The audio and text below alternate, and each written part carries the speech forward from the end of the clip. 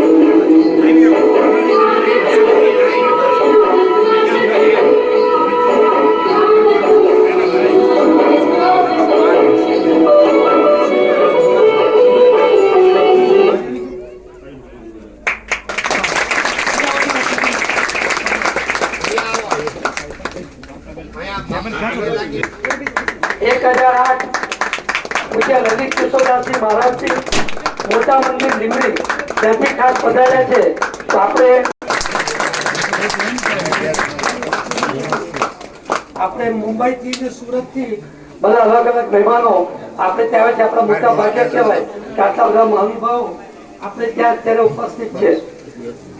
તો એમની સાથે અલગ અલગ સહયોગી દાતાઓ એ જોડાયા છે. તો આપણે વડપાડા ગામની અંદર SRK એટલે શ્રી રામકૃષ્ણ એક્સપોર્ટ જે હીરા ઉદ્યોગનો આંતરરાષ્ટ્રીય કક્ષાની જે કંપની છે એની અંદર પ્લાનિંગ ડિપાર્ટમેન્ટની અંદર બી અને ડી ડિપાર્ટમેન્ટ જે સંભાળે છે એવા બધા સહયોગી દાતાઓ છે. એમનું સન્માન આવો ગામના લોકો બધા આપણે ઉભા થશું એમનું સન્માન કરવો બધા એક 5-10 એટલે અમે બધા ભાગ લીધો છે. અમારે ભાગ્ય બેના કે અમે ખાલી અંશ બેના છે દાદાના. બાકી અમારે કઈ એમાં છે નહીં. બધું એમનું ઈચ્છાથી થાય ને આપણે એમાં નિમિત્ત બનીએ. અમે બધા અહીંયા ભાવથી આવતા રહીશું એવી પ્રભુને પ્રાર્થના. વર્ષમાં 2 વખત આટલો મોટો સ્ટાફ છે તો મહિને આવે તો 12 વાર એટલે કોઈ વાર 2-3 વાર અહીંયા આવતા રહેશે. હવે મંજીભાઈ લાખાણી શુભેચ્છા વ્યક્ત. ઉપસ્થિત શ્રી મહામંડલેશ્વર સ્વામી, અમારા આદરણીય શ્રી ગોવિંદ કાકા તથા અન્ય દાતાઓ આપ સૌ અહીં પધારી અને આ જે કાર્ય કરી રહ્યા છે ખૂબ વંદનીય છે અને આગળ કરતા રહેશે એવી મારી શુભેચ્છા છે.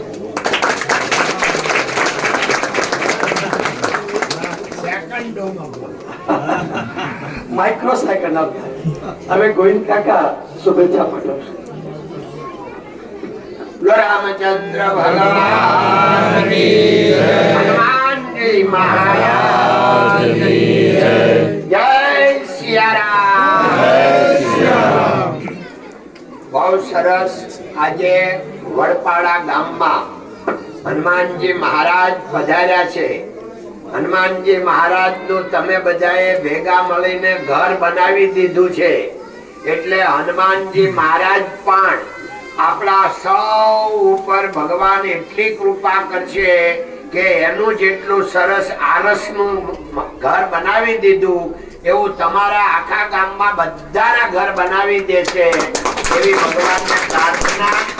અને આ ગામમાં આમ બધાના મોઢા જોતા એમ લાગે છે કે કોઈ દારૂ તો જાણે નહીં પીતા હોય, પણ કોઈ કદાચ પીતા હોય તો હવે હનુમાનજી દાદા ગામમાં આવ્યા એટલે આજથી કોઈ વ્યસન રહેશે નહીં.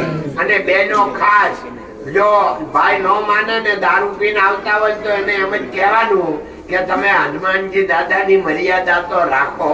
ગોવિંદ કાકા આપણને કહી ગયા છે એની તો મર્યાદા રાખો, એટલે એ રાખશે, હનુમાનજી દાદાના નામથી રાખશે. તો હવે આપણે આ ગામ આખું એવું બનાવવું છે કે ગામમાં એક પણ વ્યસન નહીં હોવું જોઈએ.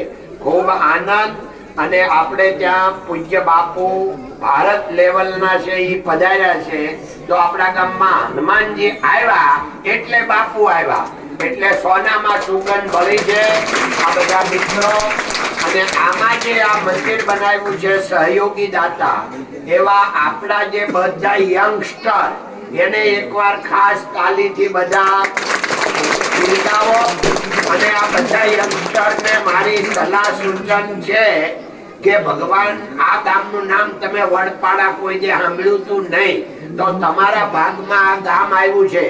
હવે તમે એને દત્તક લઈ લેજો અને ગામમાં વરમાં બધા વારા ફરતી એક હારે અહીંયા આવજો અને લાડવા લેતા આવજો, મોહનથાળ લેતા આવજો, હુખડી લેતા આવજો અને ખમણ લેતા આવજો. બધું એક હારે નહીં, એકવાર ખમણ લાવવા, એકવાર હુખડી લાવવી, આખા ગામને ભેગા કરીને આપણે પણ બધાએ આનંદ કરવાનો. અને આપણે આપણા વડવા આ બધું આવા જ બધા રહેતા હતા કુદરતની સાથે. અહીંયા પણ બધા કુદરત સાથે રહે છે એટલે આપણને આપણા છોકરાઓને પણ કહી શકાય કે અમે બધા આમ રહેતા હતા. એ આનંદ થાય. અને ફરીથી સૌનો ગામવાસીઓનો ખૂબ ખૂબ આભાર, ધન્યવાદ. જય હિન્દ. હનુમાનજીની સ્થાપના કરી છે. બલ, બુદ્ધિ, વિદ્યા આપે છે અને ક્લેશનું હરણ કરનાર હનુમાનજી તમારા ગામમાં આવ્યા છે. આ બધા જ મારી સાથે બેઠેલા સેન્ટ્રલી એસીમાં રહેવા ટેવાયેલા છે, પણ વગર એસી રાત રોકાણા બધા. એ તમારા માટે થઈ, તમને પ્રેમ કરે છે એટલા માટે.